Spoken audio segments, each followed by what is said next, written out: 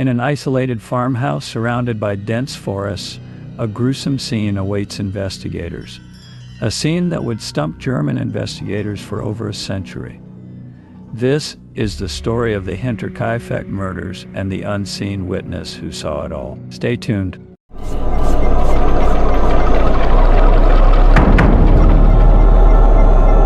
The Gruber family resided in a remote farmhouse in Bavaria, Germany, consisting of patriarch Andreas, 63, his wife Cecilia, 72, their daughter Victoria, 35, her two young children Cecilia, 7, and Josef, 2, and their 44-year-old housekeeper, Maria. But wait, where's Victoria's husband? His name was Karl Gabriel, and he was a World War I casualty. As was the case in those days, they were a family of farmers that lived off their crops and animals. They were one big, happy family until the fateful night on March 31st, 1922. Or were they?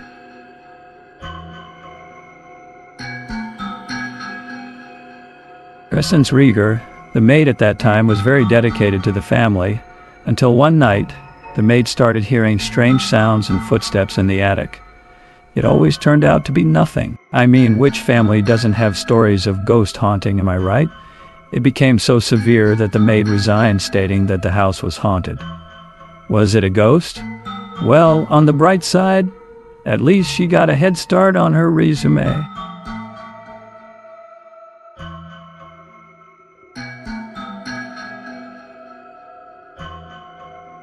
Andreas found a strange newspaper from Munich on their property.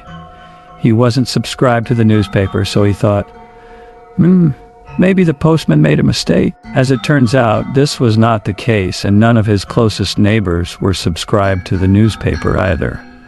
Coincidence? Or something more? He also saw footsteps in the snow leading from the forest to a broken door in the farm machine room, and upon close inspection, there were no returning footsteps from the room to the forest. He also observed that one of the house keys went missing. Later during the night, the attic footsteps returned. Andreas searched the entire building but found nobody. I heard him tell several people about the strange happenings but refused to accept help from them or tell the police. All coincidence? Well,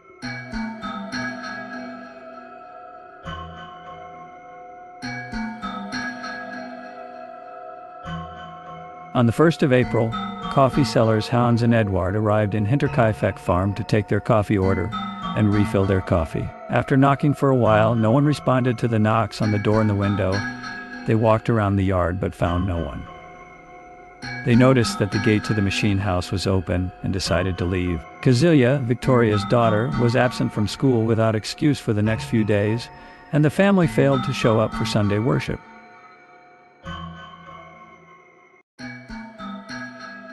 Albert Hoffner, who was a mechanic, went to Hinterkaifeck farmhouse on the 4th of April to repair their damaged engine. He stated that he had not seen any of the family and had heard nothing but the sounds of the farm animals and the dog inside the barn. After waiting for an hour, he decided to start his repair, which he completed in roughly 4.5 hours.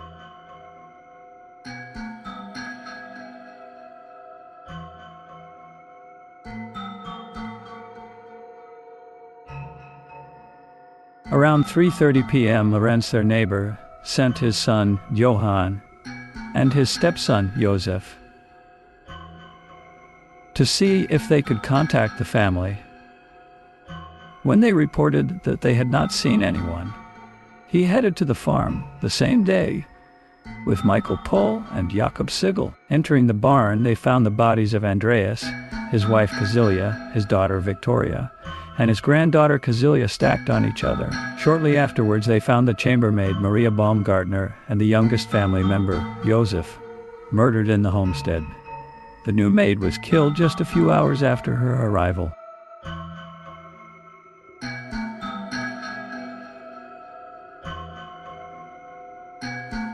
Inspector Georg Gruber was given the reins to investigate the Gruber killings, pun intended. But there was one huge problem. Several people who had interacted with the crime scene moved bodies and items around, and even cooked and eaten meals in the kitchen. The day after the discovery of the bodies, court physician Johann Baptist performed autopsies in the barn. Sounds like John the Baptist, right? It was established that a mattock was the most likely murder weapon, although the weapon itself was not found at the scene. The police first suspected robbery as a motive, but that went out of the window when a large amount of money was found in the house. It was clear that the perpetrator had remained at the farm for several days. Someone had fed the cattle, consumed the entire supply of bread from the kitchen, and had recently cut meat from the pantry. Their heads were removed and sent to a sorcerer to contact their spirits and find out what happened. Nothing came out of it, and they were buried headless on April 8, 1922. Come on, John. Sorry, Johann Baptist.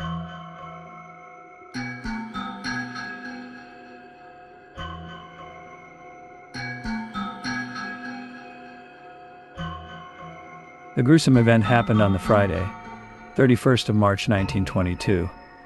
Nobody knows what really happened inside the house that day. Well, that's not entirely true. Nobody except the victims, the killer, and of course me, the unseen witness. After dinner, Andreas was taking a sip of his coffee while reading his newspaper. It has been a busy week for him. He has been plowing and tilling the farm all day in preparation for the coming spring and summer. His tilling machine was damaged, and he has already contacted his mechanic to fix it. But in the meantime, he had to do the tilling work manually.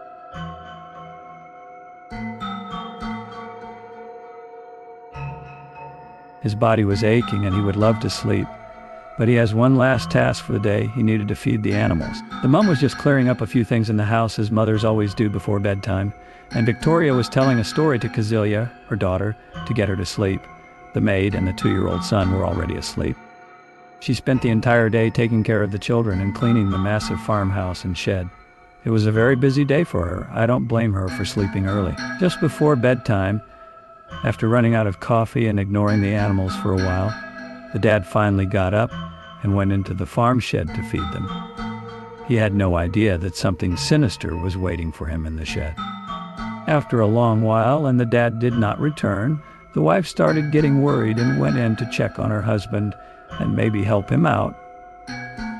After a while, and both parents didn't return, Victoria went to check on her parents with her daughter.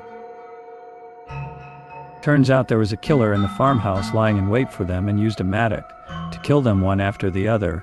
When nobody else came out, the killer went inside and killed the maid and the 2-year-old Josef. Everyone died instantly, which is comforting. Or did they? Unfortunately, the younger Cecilia had been alive for several hours after the assault. She had torn her hair out in tufts while lying as she slowly passed away in the straw.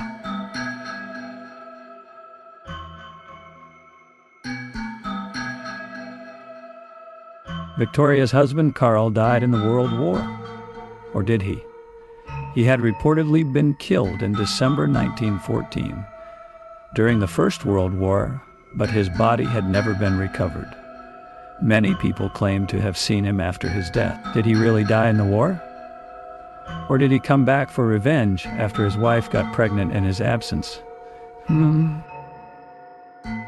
Shortly after the death of his first wife in 1918, Lorenz Schlittenbauer was believed to have had a relationship with Victoria Gabriel. When Schlittenbauer and his friends arrived to investigate, they had to break a gate to enter the barn because all of the doors were locked. However, immediately after finding the 4 bodies in the barn, Schlittenbauer unlocked the front door with a key and insisted on entering the house alone, and ended up moving the bodies, disturbing and potentially destroying evidence. Is it possible that as a neighbor or as Victoria's potential lover, he might have been given a key?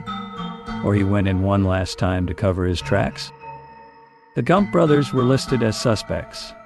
Adolf, as a Freikorps member, was said to have participated in the murder of 9 farmers in Upper Silesia during the fight against the 1921 Polish uprising in the region, and had a warrant for his arrest. Their sister, Crescentia Mayer, claimed on her deathbed that Adolf and Anton had committed the murders.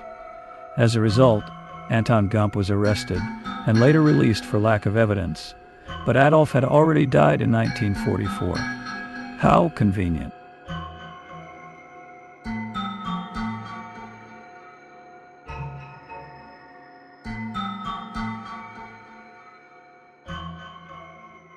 In 1971, a woman named Therese wrote a letter stating that at the age of 12, she witnessed her mother receiving a visit from the mother of the brothers Carl and Andreas Schreier. The woman claimed that her sons from Saddleburg were the two murderers of Hinterkaifeck. During the conversation, the mother said Andreas regretted that he lost his penknife. In fact, when the farm was demolished in 1923, a pocket knife was found that could not be clearly assigned to anyone. You might wonder, why was she coming forward 50 years later? Her mother made her promise not to reveal it for safety reasons. This track was investigated and arrests were made, but without result. So who do you think did it? A jealous husband? A wicked neighbor? A ghost? Drop your theories in the comment section. And if you hear footsteps tonight, remember, it's probably just the dog. Probably. Stay curious. And never ignore attic noises. Please like and subscribe. The Unseen Witness is always watching.